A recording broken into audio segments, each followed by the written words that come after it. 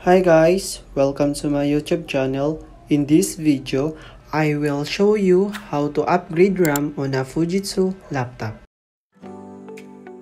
I-open ko lang, then i-check ko kung ilang RAM and kung meron pa bang RAM slot ng aking laptop.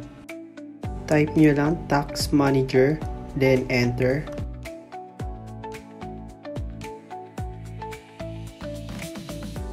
As you can see, meron pa tayong slot na pwedeng paglagyan ng RAM. And 4GB lang ng ating laptop. If I add 4GB, it should be 8GB. So bago yan, shutdown muna natin ang ating laptop.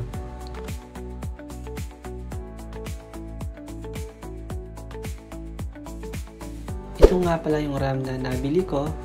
And diba meron tayong isang slot na pwedeng paglagyan ng RAM. So tara. Bago yan, tanggalin ko lang to.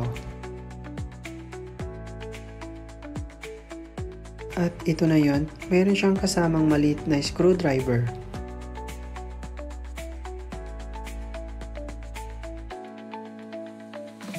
Ito nga pala yung gagamitin kong screwdriver. Baliktarin ko lang and tanggalin ko yung battery.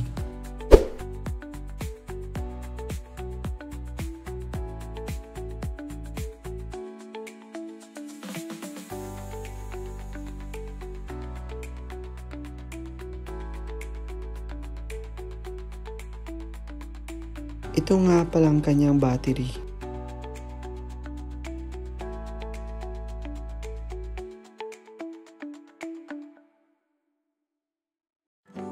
Hinahanap ko nga pala dyan compartment ng RAM and compartment ng HDD o SSD. Pero ang tinanggal kong screw, compartment ng HDD o SSD. Dapat doon pala sa kabila.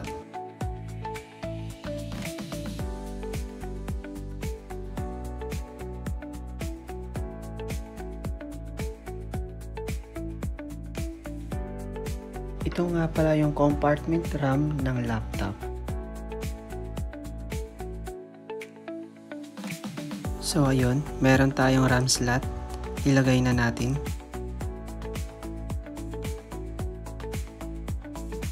Ilapit ko lang para makita nyo. And nakita nyo yung may RAM na white. Ayan yung nakalagay dyan. And dagdagan pa natin ng isa pang RAM.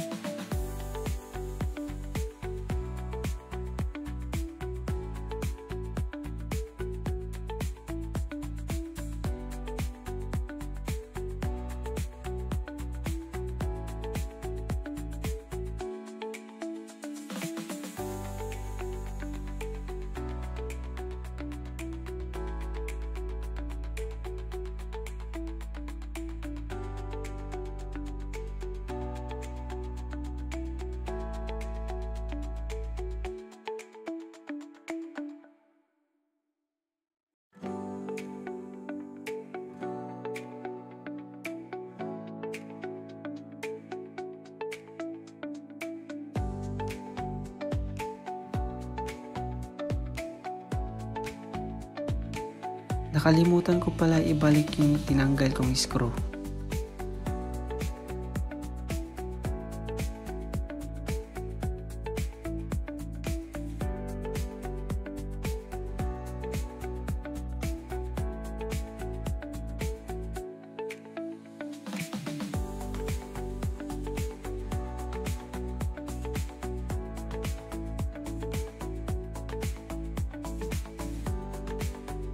So ayun, i-check na natin kung gumagana yung RAM na nilagay natin.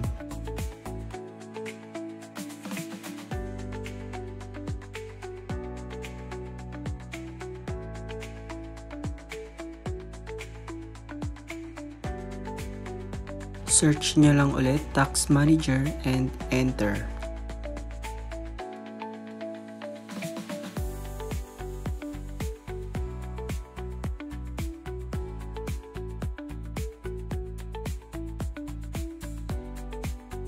As you can see, kanina isang slot lang, ngayon dalawa na dahil dinagdagan natin.